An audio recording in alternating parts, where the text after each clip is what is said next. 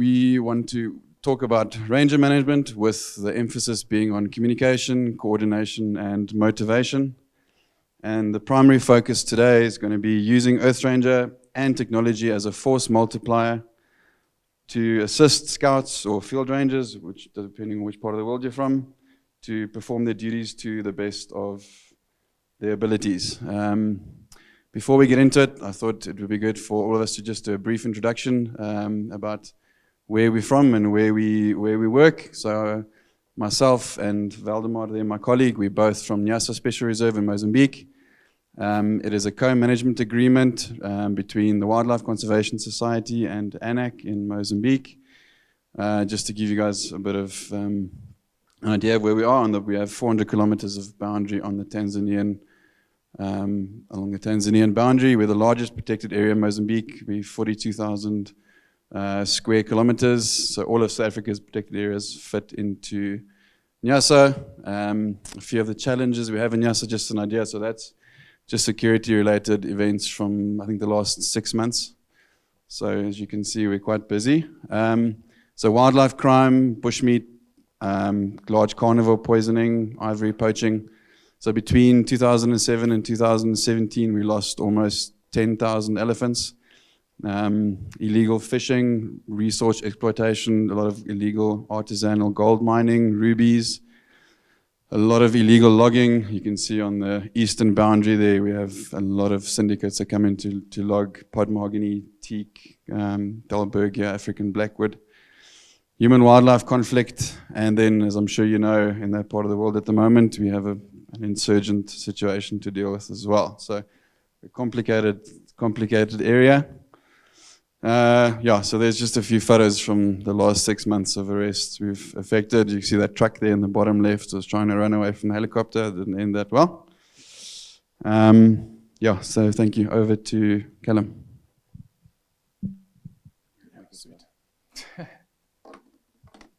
Okay, good morning, everyone. So I'm Callum, and I'm going to take you through a few slides today, but the first ones will just be an introduction. So this is Gonarezhou National Park in Zimbabwe. So top left there just shows you that we're down in the southeast lowveld. We cover about 5,000 square kilometers. It's the second biggest in Zimbabwe after Hwange National Park. Obviously, we're pretty dwarfed by 42,000, so slightly different challenges. So the GCT model, Gonarezhou Conservation Trust, who employs myself along with some of my colleagues, Lloyd Nzombane and Bob Mandinyenya. You might have seen them around. So the GCT model, Gonarezhou Conservation Trust, was formed in 2017. It's a co-management agreement between Frankfurt Zoological Society and Zimbabwe National Parks. So in 2018, EarthRanger got implemented into the park. Since then, it's become a core component of our operations, particularly our operations room, which not only covers the law enforcement, but the whole park's operations. Resources-wise, we have tripled in size in terms of the numbers of staff. So particularly in the ranger department, we have 200 rangers, and we're still increasing slightly.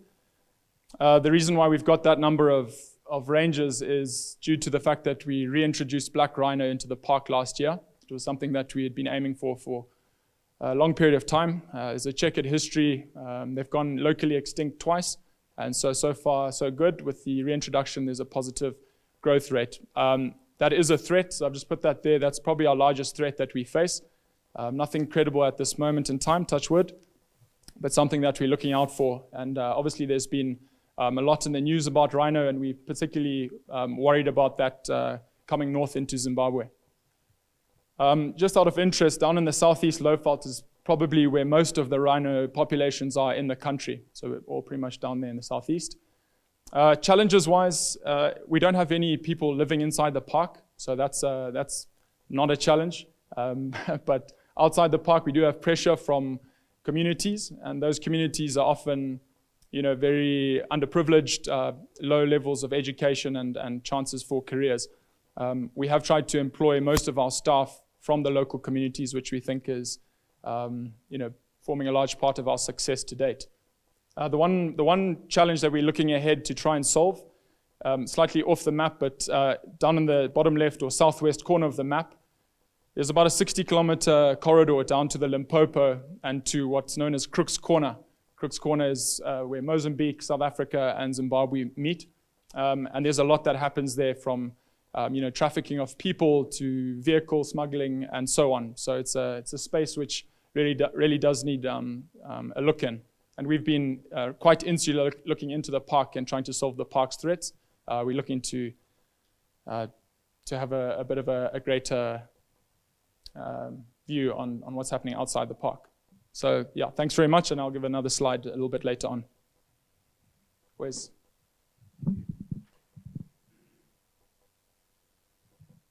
I'm Wesley Gold, and I'm the anti-poaching manager of the Grumeti Fund in Tanzania. We're a 360,000 acre, but I think it's about 1,700 square kilometer protected area in the western corridor of the Serengeti ecosystem. Try and give you a map here. So that's basically a map of the protected area. On the north and western edges is 26 different communities with a combined population of probably between 80 and 100,000 people. It's an open system, so there's really nothing stopping those people from moving in and out of the protected area. And then on the south and eastern side, we've got the Serengeti National Park. Our biggest challenge, okay, like I think probably everyone in this room, is trying to find ways of working alongside the communities to incentivize them to see the benefits of an intact protected area. So that is definitely a challenge, but we're all probably suffering from that same, well, not suffering from it, we've all got the same challenge. But our biggest number one challenge by far is commercial bushmeat. We have discovered over the last few years that comparatively speaking, a very small percentage is subsistence related. The vast majority of offtake there is for commercial reasons, going out of the country, but also to other parts of the country. I'm going to be speaking a bit later on a certain topic, so I just thought that was an overall summary for you at the moment.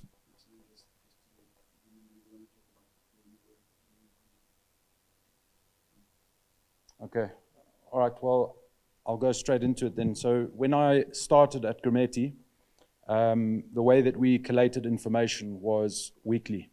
So people went out on patrol, and just to give you an idea of scale, Sosakwe is where the HQ is, where the jock is. To this point here is about 70 kilometers, and that's about 50 kilometers out to that area. There was very a little road infrastructure, so it probably took you, to get to any of these places was a day, just to get there and get back late at night. So we had this issue of, how do you make decisions in an environment like that? And the way that it was done was that scouts were issued with a GPS. They would go out, and live in their scout camps. All those little triangles are essentially scout camps. And they would do their patrols daily and come back the next week with the GPS, and we'd download that information. So essentially what you're seeing here is GPS tracks from a week of patrols at the different bases. So it's two things. Firstly, me getting an information that's up to a week old is really difficult to make any sort of certainly tactical decisions. But secondly, if you just look at that, granted that's just for 1 week, the gaps that you see there are massive, and so they are exploited by the poachers. Commercial bushmeat are people that are needing to get it done to make an income, so therefore they are exploiting our weaknesses, and they were doing it very well. So from a previous life, the word maneuverist was a very key thing, being unpredictable, being able to adapt at very short notice. These are important skills that I think I learned from a previous life and brought them to here. So we created, that is our essentially our organogram for the anti-poaching unit, and we've split it into 3 tiers. The third tier being more high visibility, wanting people to see that we're there, owning the ground, to use an overused term, and people in scout camps. Basically, you're there as a listening watch. So you're going out on patrol. People are seeing you. You're finding things like snares or evidence of poaching. You're reporting that up. That's being put into an information machine, which is churning out more targeted stuff down the line, where we then start to use our tier 2 and tier 1 scouts. So the tier 2, what we call the mobile patrol unit, primarily designed around plugging those gaps that you just saw in the previous map. So where there's a gap and you know the poachers are exploiting it, you put a mobile unit that's, we've actually stole the idea from Gonarezhou, thank you, built trailers with 200 liters of water, solar charging facilities, and what else did we put? Oh yeah, tents and camouflage netting and everything. And these trailers are deployable at night with night vision equipment, so that they are essentially clandestine.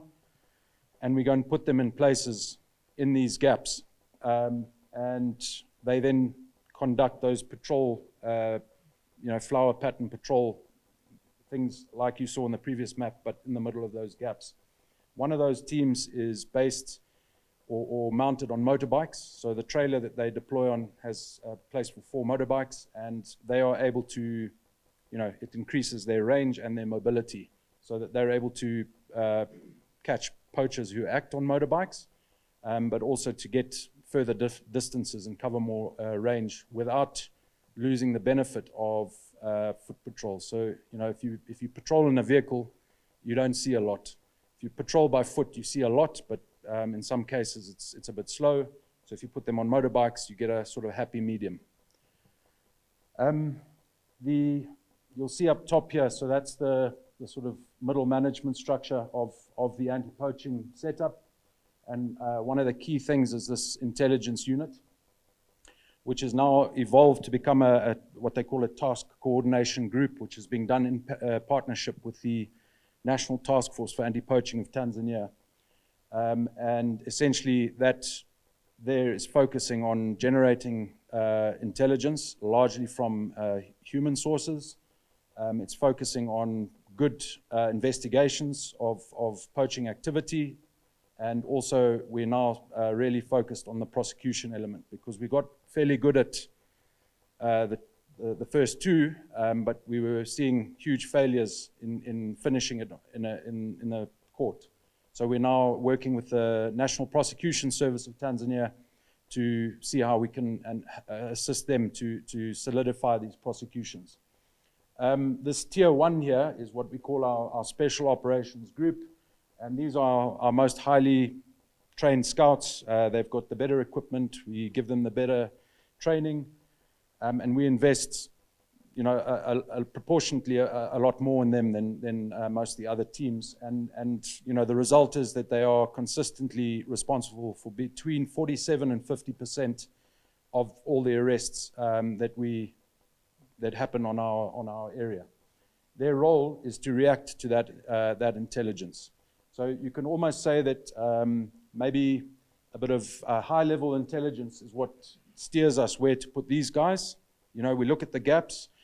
We've got a really good scientist who helps with predictive mapping, so we take that into account, but also the intelligence. If we're finding a lot of snares or anything like that, it's these guys that go to those areas. These guys here are very much targeted when we have information that there's ivory somewhere or bushmeat or whatever. It's those guys that go out, and we've got a canine unit that works as an asset of theirs, that does the detection and tracking work. I have had the pleasure of having to search a car or a few cars before in my life, and I can tell you, to do that properly will take you about 8 hours, because you literally have to rip everything apart, and then you have to put it all back together while there's a bunch of, a growing number of cars behind hooting and wanting you to get out the way. And if you're left with a bunch of nuts and bolts in your hand, they then tell you you've broken their car, so you have to pay them something for breaking the car.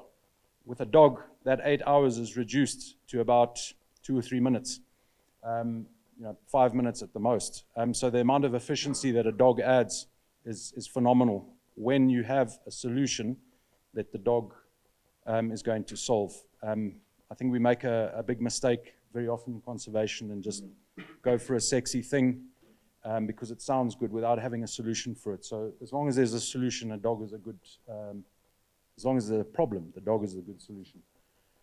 I think I've rambled on enough. So essentially, well, that's the new map with EarthRanger.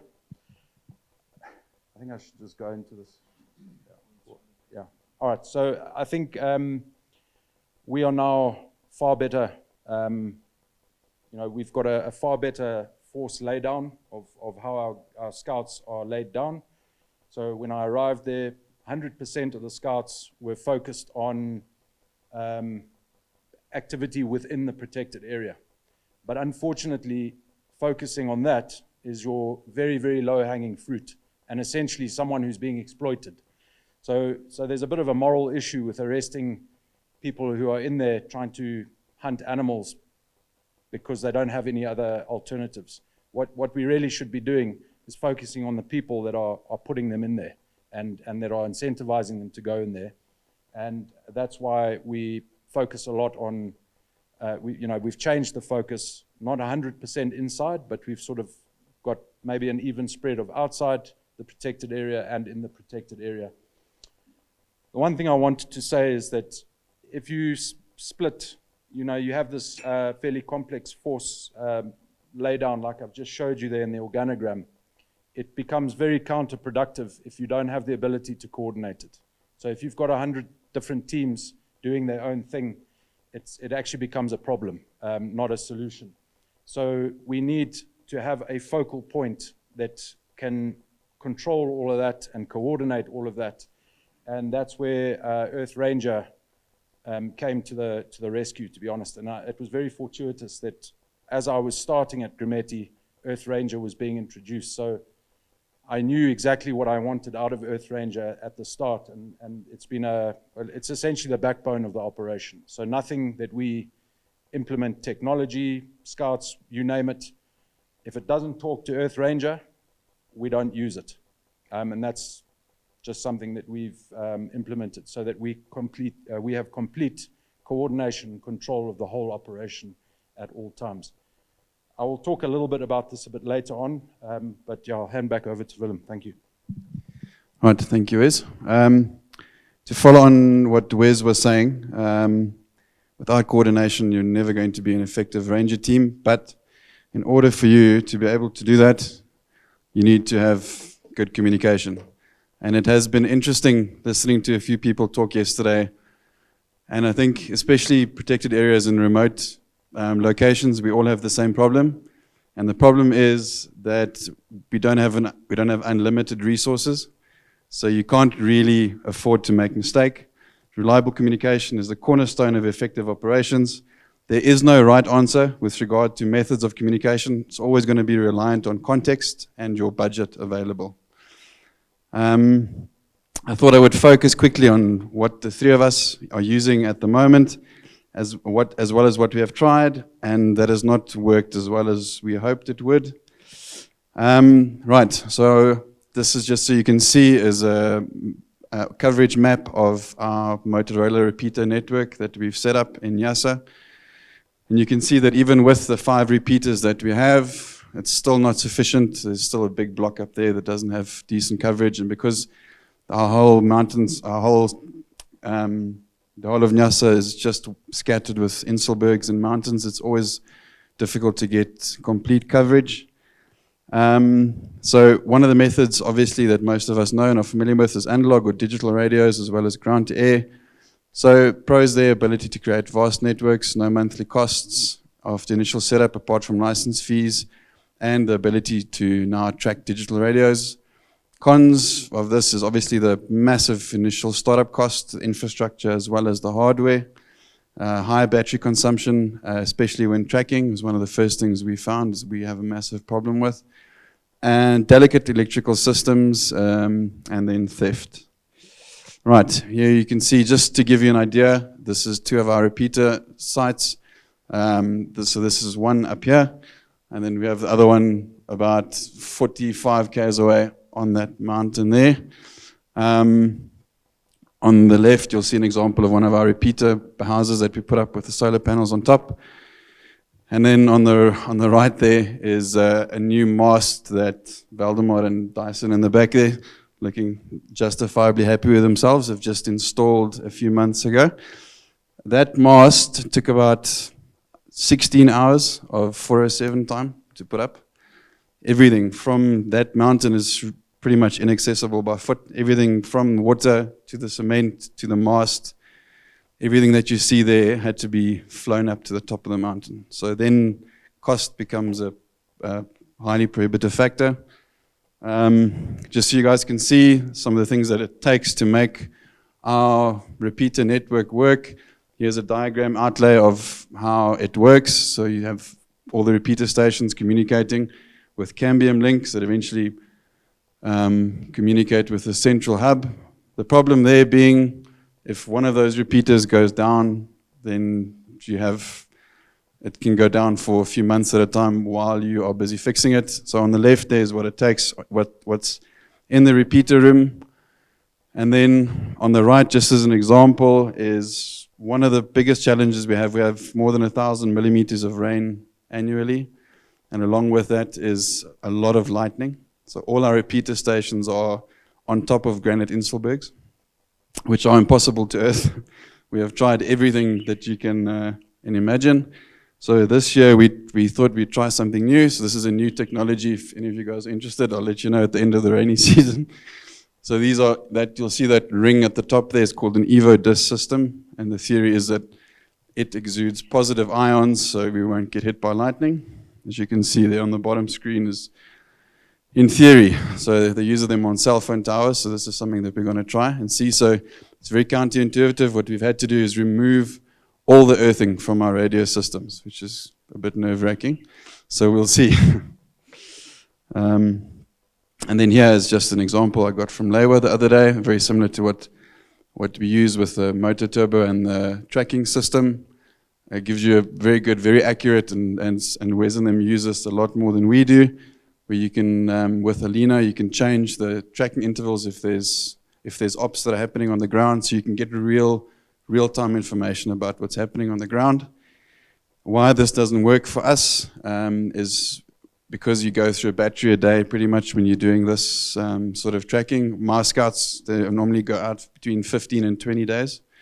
So the amount of radios or the amount of batteries that they need to carry with them just becomes, just becomes unfeasible. Okay, so another option, just to run through quickly, I spoke about this last year, won't go into too much detail. What some of us use, so different inReach or different satellite devices, inReach, Spot, satellite phones, pros, no supporting hardware required, no distance limitations.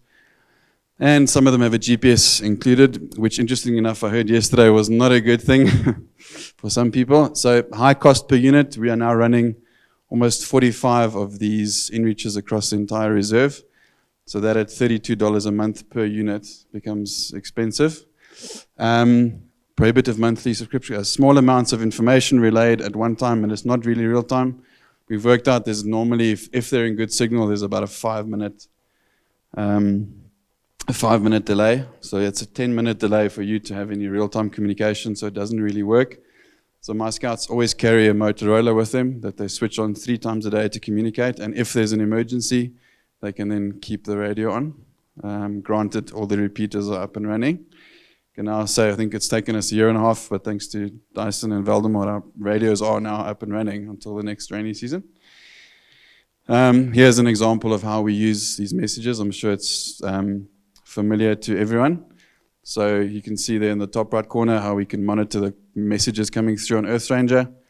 And then we can see where that message came through. And then obviously that black line there is the is the track that the scouts walked. So you do get one device that is doing both those things for you.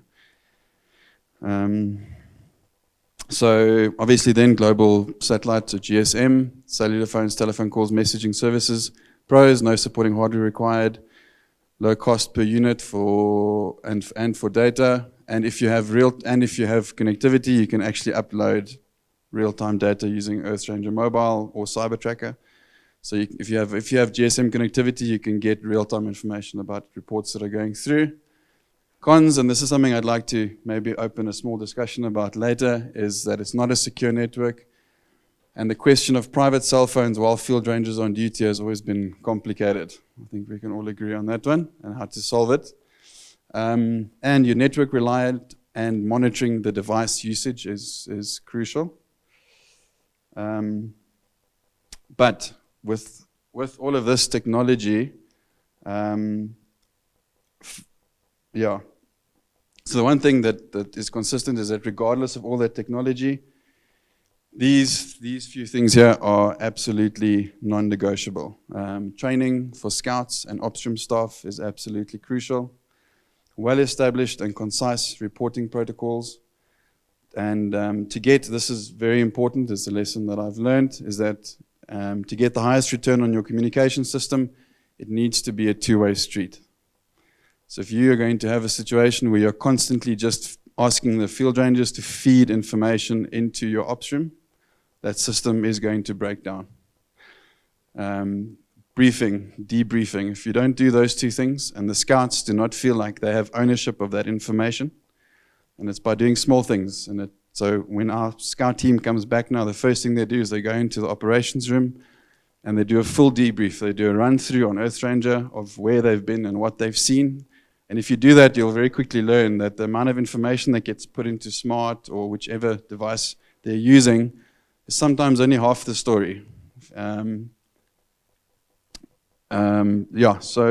if you can just make them feel like they have ownership of the information, and you do briefings and you do debriefings, and at the end of every month, for example, if you get the scouts together and you just do an outline of the information that they've collected over that month, and you give them time to give you input about where they think they should patrol in the future, that will make the system a lot more effective.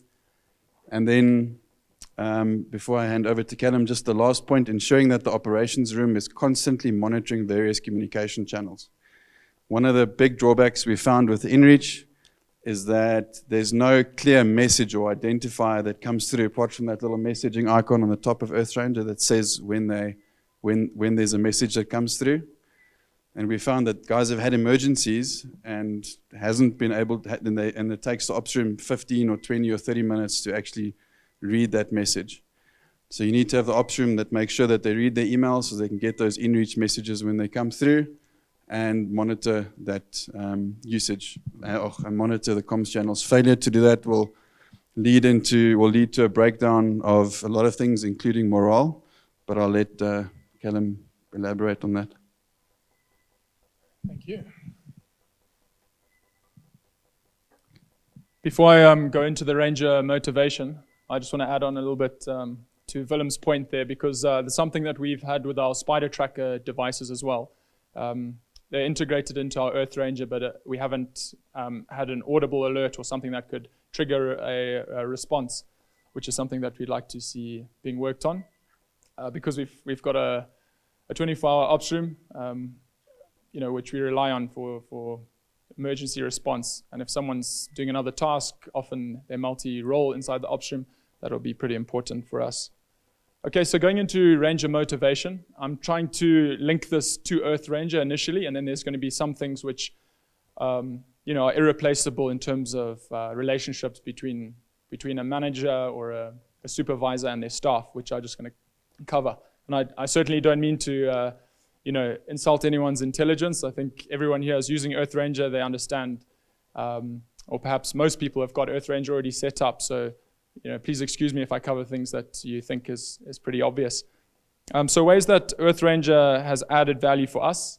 It's been covered by Willem a little bit there, but the briefing and debriefing of those patrols is by far, the most important thing for me. And Lloyd. So I spoke about Lloyd and Zombani earlier. So Lloyd is based in the south of the park. He's the tallest man in the conference, so you won't miss him afterwards. And I'm based up in the north, so we've both got staff reporting to us. But the briefing and debriefing is incredibly important. That FaceTime, that, regardless of how informative it is, I think the recognition that the ranger or scout or whatever the person's name or task is, they need to feel that what they've done is important, and thereafter that information can then be, interactive. You can discuss with them, empower them. What is what have you seen on the screen? Tell us about that. What happened at this point? And there's a lot more, as Willem had mentioned, that you're going to glean from that rather than, a patrol on its own.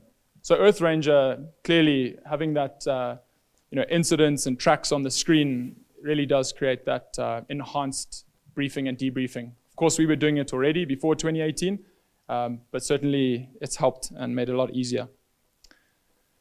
EarthRanger as well, with permissions and allowing other multiple users, has been important for us. As we've grown, we've decentralized. We've created sections or zones within Gonarezhou National Park. And as the rangers, which have come up in the last 5 or 6 years, a very young, inexperienced team generally, they've had the chance now to be empowered and have their own logins with certain permission sets. And that's empowered them. And when you delegate responsibility, there is some risk there. But also, if you give trust, in my opinion, you're going to get trust back. So, yeah, that's something that I feel has been, again, important, and it links back to the briefing and debriefing. So, in isolated areas that never had that capability, we now can do very effective briefs and debriefs. Finally, mitigating risk.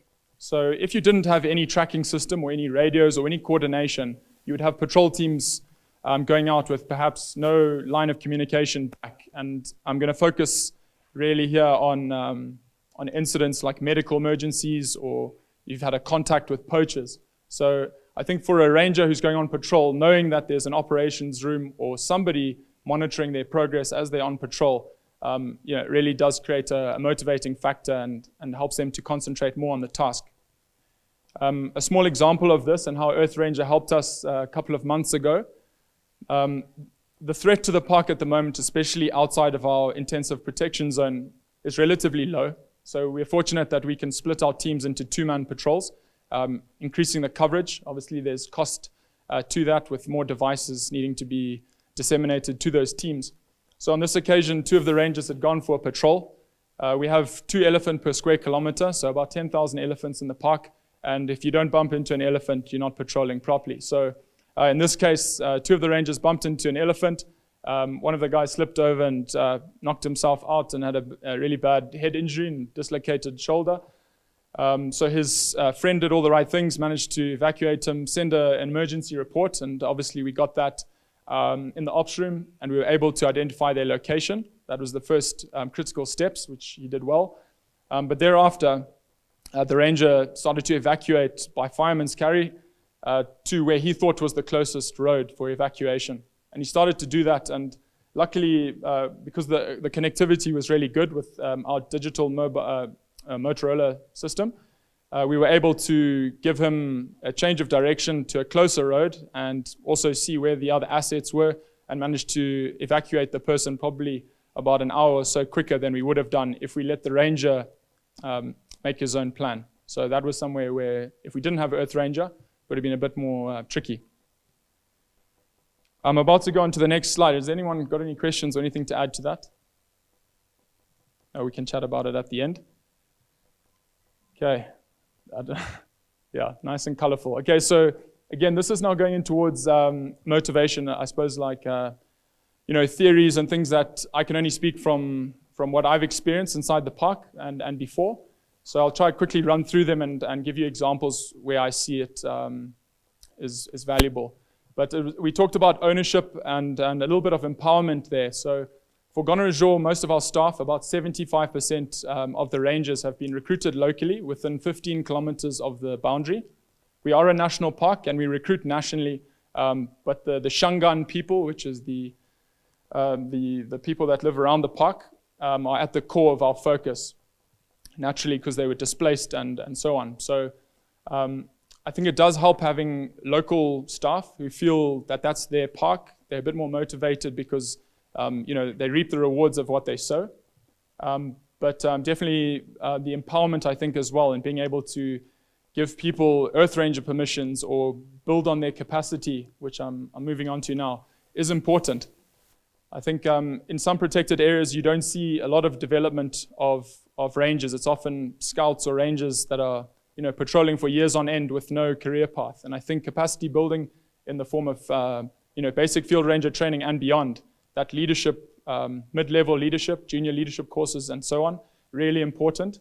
And it establishes the future of your leaders of the park. So that's somewhere where we recognized a weakness because we recruited almost every year. We started to have very little in the way of experienced leaders on patrol. And then you do start bumping into elephant and not having a good understanding of their behavior, and that leads to more risk. Safety and job security. So again, this is slightly off-piste with regards to EarthRanger, but I think the safety ties probably back into the ranger tracking and where the rangers are at all times, and they know that they're being followed. So that motivates the rangers. Job security, we've had a few different options here with contracts, and particularly a ranger with a longer contract, you'd feel the same if you had a commitment from your employer. So that's something that we've tried to push on and make sure that our staff are feeling like they wanted, and that feeling of being wanted is important. The other thing about safety is insurance for rangers. I'm sure most people have already got that covered, but knowing that you've got health insurance is no different from the guys on the ground who are doing a far more risky job than I, for instance. Pride and recognition. So that guy's not putting on that smile, by the way, in the bottom right picture. It's probably the biggest smile we've got in the park. But, rangers being proud of their jobs and being able to lift their heads up in the communities and within work, and not just, just be a person who's out there 21 days of the month, getting, sunburnt and tired and hungry and cold. So I think the recognition, lifting the guys up, making sure there's visible recognition in terms of rank or badges, morale badges and things like that, relatively cheap. And I'm looking at things here that are not monetary if possible. Working conditions, I think this is such a basic one, which I've seen we've got wrong in the past. Right in the beginning, you get a donor who comes in perhaps. You're looking at what can we buy with this money? Let's get dogs, or let's get some other tech. And I think we forget that the working conditions of the rangers in our regard is probably first and foremost. Have they got good accommodation? Have they got good equipment? Have they got safe working practices and so on? And it's just something which I think is, again, important. Last one here, interest from supervisor. It's pretty obvious. I think we all know that we need to do it. And I, for one, get stuck in the office, unfortunately, and perhaps Lloyd as well, although you were fighting fires leading from the front the other day. And that, to me, is exactly what rangers need to feel. They've got that direct line with their supervisor. The supervisor is out there working, doing this, able to do the same job. And that ties back into the debriefs, making sure that someone important at the top, the senior management, is there to provide that, that interest and that involvement. Yeah, that brings me to the end of the slide. Thank you very much. I'm going to hand over again now. I think, Wes, you've got another one. Yeah. Any questions before I go, or we'll save it to the end? Cool. Thank you. Okay, I spoke to you pretty much about why we've had success at Grumeti, and that's basically down to the fact that we've been able to split up these teams to give them specific tasks, but that wouldn't have been possible if we didn't coordinate. So coordination is a key thing which I'm going to speak to you about. There's a couple of considerations. I've got a bit of an issue with typing, so I forgot to put in two other points there. The first one there you see is discipline. I think what I should have put before that is staffing. Okay, staffing is key. Now, I suppose I'm reaching out to people who may not have EarthRanger yet and are considering it, or people that have it and maybe don't know how they're going to use it yet. So that's basically who I'm pitching to. Staffing is critical. Before we got the correct staff, it was me who was running EarthRanger, and as you've seen, I battle to switch the computer on sometimes. So it's very critical that you actually have people that know what the hell they're doing and can understand, how to turn a computer on and various other things. So for us, a very key part of this whole thing was having the correct staff, and someone whose job it is to make sure that EarthRanger stays functional, and a team of people under her. It's Alina over there, in case you don't know, who monitor that system 24 hours a day. And that leads to another thing, which one of our investors, when he came and had a look at this system right at the beginning, told us that it's the most important thing about a system like this is data integrity. So if you put rubbish in, you get rubbish out. So the staff, again, comes back to that staffing issue, making sure that that person is checking that data on a daily basis, because sometimes we've had a cheater sighting right inside our workshop, which is clearly not right, but it's that person's responsibility to essentially make sure that that cheater was spotted and it's on the system where it was actually spotted and not in the workshop. The next one I was going to say is discipline. I found right in the beginning that there was a complete lack of discipline in terms of utilizing the system to its full capacity, because you had certain members in management that had direct relationships with scouts on the ground. So what you started having was scouts calling that person about a situation, and then that person trying to deal with the situation on themselves, and the ops room being completely unaware of that incident taking place. So it was this big drive to make sure that as an organization we had the discipline up and down to everything go through that operations room so that it could be coordinated in the best way possible. And the last thing I just wanted to talk about there was support. Okay, if you are a reserve director, or and you're implementing the system, it's critical that you give your staff the support that they need to get on with their job, because it's not easy. And for example, when there's other members of senior staff that are not using the system how it should be used, you need that element of support up there to help that person get the system going. It'll pay dividends in the long run. I'm going to give you a bit of a case study here, and we chose this because it speaks a bit to the importance of communication, the importance of game ranger or scout motivation, and of course the whole coordination. So this is a fairly well-known way of reporting an injury in quick time. So what we want to do is make sure that the radio is not used, or is used as little as possible. So we don't want someone telling you their whole life story, and we want to get the information we need as quickly as we can in order to make a decision and enact that decision. So that's how we come up with reports like this. This is actually stolen from NATO. That's how soldiers give these reports. So it's called a MIST report: mechanism injury, injury type, signs and symptoms, and treatment given. So when someone is injured, as a coordinator or a manager, that is the key information you want to know, all right? And because of the Swahili-English crossover, instead of going Mike, because mechanism and injury in Swahili doesn't start with an M. So we go line 1, line 2, line 3, line 4. And the scouts have all been given a Nyrex folder with all of these reports in Swahili, so they can turn to that report, write it with a pencil quickly, and then give it very quickly. This is my MIST report, line 1, line 2, line 3, line 4. The key information has now been captured by the ops room, and we're still working on it, but there are these automatic notification systems in EarthRanger.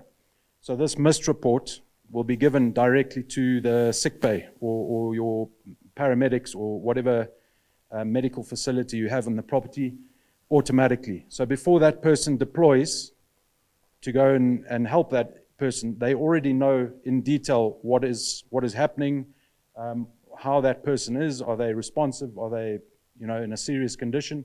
And has treatment and been given, and what treatment is it? And so you're able to essentially coordinate what's going on with this injury very quickly. And I think, Callum gave a great example. I think all of us have got examples of using this over the years. And it's a fantastic example of the importance of coordination, but also saving someone quickly keeps them motivated, because they know when they go out, they're going to come back and be looked after if something goes down. And the ability to communicate, if we didn't have the ability to communicate, we'd be dead in the water. So that's essentially what I have to say about coordination. I think we've all spoken now, so I think it's up to you guys. If you want to ask any questions or contribute to anything like that, please feel free. Just one question. Sorry. I think we need to give you a... You have another one? Yeah. Thank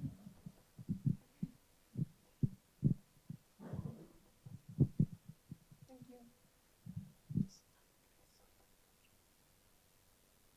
What do you want me to... Turn. Okay.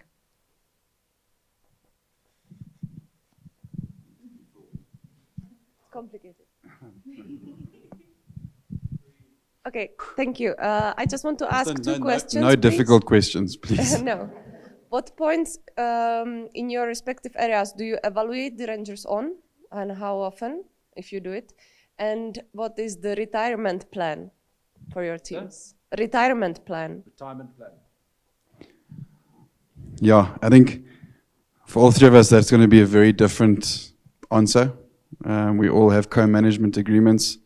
So for us with WCS, it's complicated. We do not have a direct law enforcement mandate. So I do what I do in conjunction with them, but a lot of those policies are made by ANAC. So we do what we can. So like Callum says, one of the first things I did there was work with SATIP to get them insurance, and now I know they've changed their policy to say that there's no retirement age. So I think it's that fine line. And some of my scouts now, the human wildlife conflict scouts, are 65, 66.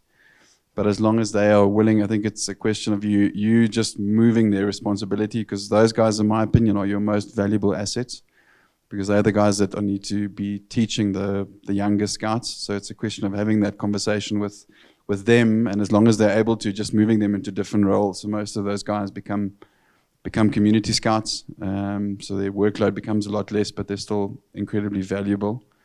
So for us anyways, there's no set retirement age, really. I think in terms of evaluating the scouts, Callum would be much better suited to answer that question. I was going to leave that one to you. Okay. Yeah, let me skip the evaluation part for a second and also just talk about the retirement age. So we're still so new in terms of our organization. Of course, the park has been, going since 1975, but the trust, as it is a very young force. And generally we've recruited locally. So the guys about the most experienced staff generally are between 5 to 6 years, and then you've got the odd Lloyds and some of the other guys. But we haven't really faced that problem of people retiring yet. But what is something that we're looking at is the challenge that we will face when we start, in the pyramid structure, for instance, there's 5 sergeants, 10 corporals, 40, rangers. What happens, to motivation, to morale, to career progression when you can't go any higher because it's, for lack of a better word, dead man's shoes, You're waiting for someone to leave or retire or get sick. So that is something that we're very worried about, and we're trying to look for options, whether that's transferring, because we don't transfer our staff at the moment. We're ring-fenced, and the trust actually maintains their staff. Although with the co-management agreement, we're able to hire and recruit, and as well as discipline, and if firing needs to take place based on code of conduct, then it has to as well. But I can't answer in terms of retirement age because we haven't had that. But I think Lloyd, it's probably 65 in terms of our national parks. Yeah, okay, well, there's one example. But what we have one ranger actually, he's worked in national parks for about 42 years. And to echo what Willem said, they've become so valuable with what they've learned over the years in terms of, poachers' routes or just rationale or what, the park in itself. And they also mentor those rangers, and it's nice to have someone there who's got, some stability. And we certainly don't want to lose that. So even though he has now retired, we bring him back in for motivational talks and make sure that he can go around and keep in touch. Because unfortunately in Zimbabwe, the economic situation isn't great for, money, let's just say once you retire, he doesn't have a good pension. In terms of evaluation, I evaluate the team rather than the individual. But, listed onto that is definitely the ability that if there's an individual in a team who's got issues, that they have the way up to actually go and voice their opinion, or if there's a concern, they can voice it. But we rate the team based off, if some team is doing X number of kilometers of patrolling and another one is clearly in the scout camp playing cards, then there's a problem there, and you can start to slowly go and find out what the issues are. In terms of retirement, it's very clear in Tanzania. 65 is retirement age, and Tanzania has a very, very good social security fund where the company, each employee has to contribute X amount, I can't remember what it is, percentage-wise, and the company contributes, basically match funds it. And that gets put in, as part of the pay slip every month. And, obviously the longer you've worked, when you retire, you do get that back. So that answers your question very quickly. I think we're running out of time, unfortunately. I think we should take some questions. Okay. I think if he has a question, because I just wanted to echo what you're saying. I'm from Kenya, just neighbors to Tanzania. And I manage a ranger team for Mount Kenya Trust. What happens for us, we also don't recognize an individual ranger, but recognize a team. And what we do as a whole of Mount Kenya is we do what is called ranger feedback at the end of the year, where one particular team that has done the best, we give them goat, slaughter goat, but everybody eats it, but it's on that team. So you see, from there, they'll always try to juggle with each other, like, you're eating this because of us and something like that. And then you see, that motivates them for the next year. Another team comes in. I just wanted to echo what he's saying.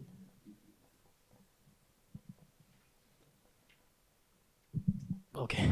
My name is Bolton Nyango. I come from Enonkishu Conservancy in the Mara region. I have two questions. There's huge rush to use mobile phones for data collection. And I was curious, have you guys found a workaround to restrict the rangers from using the phones outside the work operations, say something like kiosk mode? My second question is, because of real-time communication, that means we need mobile data. How do you manage that to restrict the rangers from using mobile data outside the operation? Yeah, so I think Valdemar would be best suited to answer that, but he'll correct me if I'm wrong. So what we do, we still use smart, and we use smart mobile now. We do not have real-time communication, so that's not an issue. I'll focus on that now. But what we do is all the devices are restricted. You can set up a cellular device to only operate Cyber Tracker or Smart. So if you can still load data onto the device, but it's very easy to set it up that if you want to exit that app, you have to then input a password. So that's a relatively easy workaround. If you do not have, for whatever reason, the app you're using, or if you require them to use WhatsApp to communicate, which I know a lot of parks do, what I would do previously in South Africa is just every week take those. So the most important thing is have a personal phone and a work phone. Never split those two. It's your responsibility. If you hand them a phone, they know the only thing that's on there is the Smart or WhatsApp that you're required to use. It's your ops manager or whoever you have in charge of those scouts' responsibility at least once a week, or when he takes those devices in to upload data, to monitor usage. It's very easy to go into the back door of the phone and look at what apps they've been using. Yeah. Thank you.